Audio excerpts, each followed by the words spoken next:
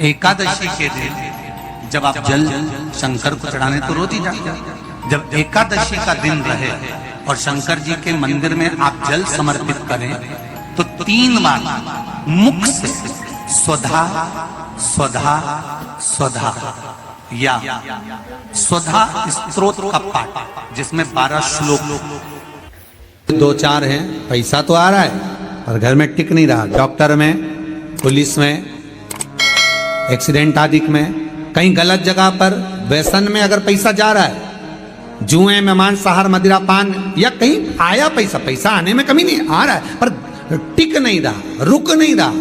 कोई मांगने आ गया, दे दिया, फिर वहां से अपने पास नहीं आ रहा, अपन कह रहे हैं भैया हमारा पैसा लौटा दो, नहीं आ रहा। तो महाराज शिव महापुराण की कथा कहती है एकादशी के दिन गंगा के जल में मात्र 7 बेलपत्री डालकर जो नंदीश्वर भगवान अर्थात जो शंकर जी के शिवलिंग के सामने नंदी होता है, उस नंदी के चरण पर गंगा का जल चढ़ाकर बेलपत्री शिव पर समर्पित कर देता है, उसके घर में रुपया रुकना चालू हो जाता है। फिर वो गलत जगह पर नहीं जाता, गलत स्थान पर वो धन जाएगा ही नहीं। तूने समझा, मांग तुझे क्या चाहिए। एकादशी ने भगवान विष्णु से कहा, नाथ प्रभु वर दे दो, मृत्यु लोक में जो मनुष्य मेरा व्रत करेगा, चाहे जलचर, थलचर, वायुचर या सांसारिक मनुष्य, मेरा अगर एकादशी का व्रत करेगा, प्रभु उसके यहाँ धन धान्य वैभव सुख संपदा बढ़ेगी और उस जीवात्मा को नरक नहीं भोगना पड़ेगा, सीधे वैकुंठ का उसको वास मिलेगा। जब जीव आत्मा को लेकर चला जाएगा, यम के दूत जब बंदी बनाकर ले जा रहे होंगे उस जीवात्मा को जिसके प्राण छूटे होंगे, यम के दूत जब बंदी बनाकर ले जा रहे होंगे, तब मुझे वर दो कि मैं इसका हाथ पकड़कर बेतन्नी से पार उतार कर सारे नरकों से निकालती हुई आपके धाम में लेकर आऊं। भगवान ने वर दे दिया, तथास्तु। हे एकादशी सुनो, मृत्यु लोक का मनुष्य अन्न का त्याग कर कर, क्योंकि अन्न में एकादशी के दिन पाप पुरुष रहता है, अन्न का त्याग कर कर एकादशी के दिन जो मनुष्य तुम्हारा व्रत धारण करेगा, उस व्रत को करेगा और उस व्रत को धारण करेगा, उसकी मनोकामना पूर्ण होकर वो मेरे ही धाम को जाएगा। ये तो हुआ एकादशी के जन्म की कथा।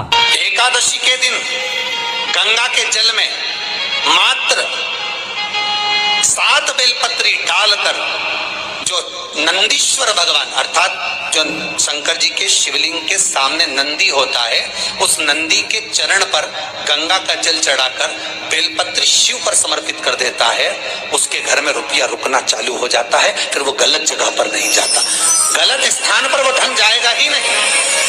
बेटा अगर व्यसन में पड़ा हुआ है, मदिरा पान में पड़ा हुआ है, मांसाहार में, जुए आदि में जा रहा है, तुम्हें लग रहा है कि मेरा बेटा गलत मार्ग पर जा रहा है, ये मित्र दोस्ती गलत हो रही है, वो सही जगह पर आ जाए। करना है एकादशी।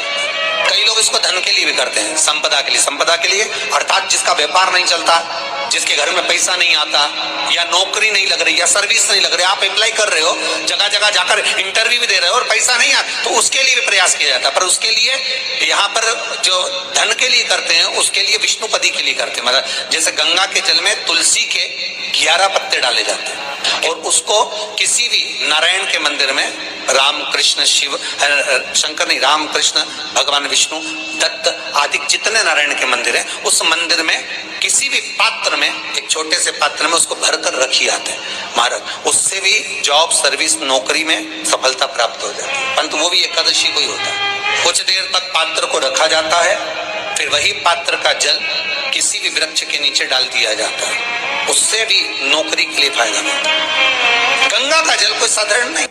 दशमी, एकादशी और द्वादशी, इन 3 तिथियों पर एक रोटी में थोड़ा सा मीठा रखकर सोमक पितृ का नाम लेकर यदि गाय को खिला दिया जाता है, तो अगर कोई पूर्वज प्रेत योनि में भी पड़ा हुआ होता है, भटक रहा होता है, जिसको पिंड नहीं मिला, जो अचानक मर गया होता है, अधोगति में चले गया होता है, उस जीव की मुक्ति दसवीं, एकादशी और द्वादशी 3 दिन सोमक पितृ का नाम लेकर रोटी में, पूड़ी में मीठा रख कर गाय को खिला दिया जाता है। ये 3 दिन तक तो वो पितृ कभी भटकते नहीं है, उनको मुक्ति प्राप्त हो जाती है मोक्ष में। नहीं, एकादशी है कौन, क्यों इसकी इतनी प्रधानता है, क्यों इसकी पुण्यता है, ऐसा क्या है एकादशी में जो इसकी पुण्यता मानी जाए? कौन है ये जो भगवान नारायण तक एकादशी का व्रत करते हैं? सुभद्रा जी को भगवान जगन्नाथ ने, जगदीश ने एकादशी का व्रत कराया था। बद्रीनारायण भगवान को माता लक्ष्मी ने एकादशी का व्रत कराया था। क्यों? चंद्रायण एकादशी व्रत की माता। एकादशी है कौन? तो कहा जिसको व्रत करने पर भगवान नारायण भी जिसका व्रत करते हो, भगवान माता लक्ष्मी जिसका व्रत करती हो, वो एकादशी है कौन? तो शास्त्र वर्णन करता है महाराज, स्कंद पुराण का सुंदर चातुर्मास्य खंड के अंतर्गत वर्णन आया है महाराज। एक बार भगवान विष्णु आनंद में विराजमान थे, पद्मावती और माता लक्ष्मी दोनों उनके पास में विराजी हुई थी। भगवान लक्ष्मी और पद्मावती दोनों बैठी, एक सिर के पास, एक चरण के पास। कुछ समय बाद वहीं पर ब्रह्मदेव का आगमन हुआ और ब्रह्मा जी आगमन पाकर भगवान नारायण पद्मावती से लगकर उठे और उठकर लक्ष्मी की ओर झुके। झुकने पर इन तीनों के समागम से भगवान नारायण के हृदय चित्त से एक कन्या प्रकट हो गई। उस कन्या का नाम एका था। क्या नाम था? एका। अब 10 उसके गुण इतने प्रबल थे, जैसे पीपल के वो 10 गुण उसके बड़े प्रबल थे। पराग एका जिसको निहारती थी।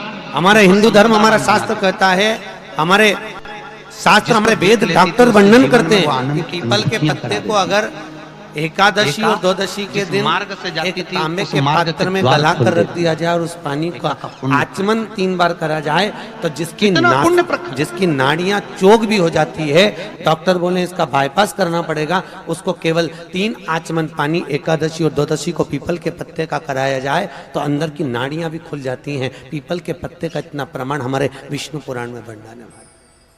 पीपल के पत्ते का इतना प्रमाण, पीपल के पत्ते का इतना लेख। जैसे चर्म रोगधारी व्यक्ति होता है ना, जिसकी चमड़ी सफेद पड़ जाती है, तो उसको क्या करना चाहिए?